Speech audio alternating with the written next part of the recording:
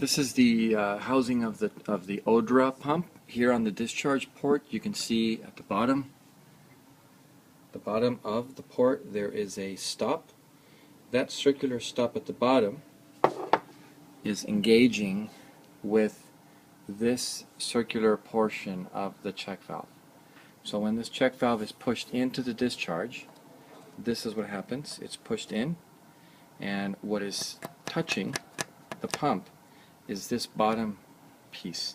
So the plunger piston remains inside, and it's held by 1, 2, 3 guides, which don't allow it to come out of these recesses.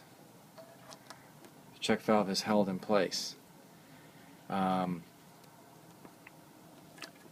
If this plunger were to somehow get stuck inside the pump at a point where it's stuck in there, then what would happen is the pump would build up to its 50 psi bypass, and you would be able to read 15 amps at that point.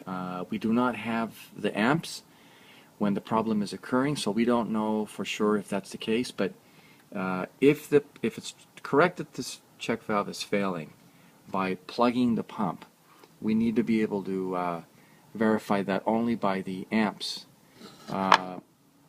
If customers are removing the check valve and telling us that then the problem is solved, but that's just an indicator of as soon as the pump is disconnected, for example, a vacuum release can be achieved, and or what we think is a very possible reason, root cause of this issue we're having, is that there is airlock inside the pump.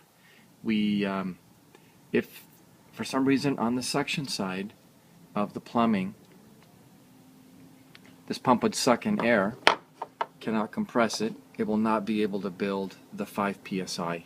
First, it would hardly be able to prime, or prime at all, and it would not be able to open up this check valve. See, it's sitting like this. 5 psi would push it down a bit further to allow flow to go in through the guides and out the pump. We would know if there's airlock if the amps being drawn are low, 3, 4, 5 amps. It is key at this point to be able to conclude something, that we know what the amps are when this problem is occurring, because we cannot replicate it here other than introducing air into the system, and all of our other customers are not experiencing problems with this check valve. As much as we would like to do something to this valve and redesign it, we need to find out first why it is that the pump is behaving like that. So let's obtain some amp information, and we will be able to rule out whether the check valve is getting stuck inside or not.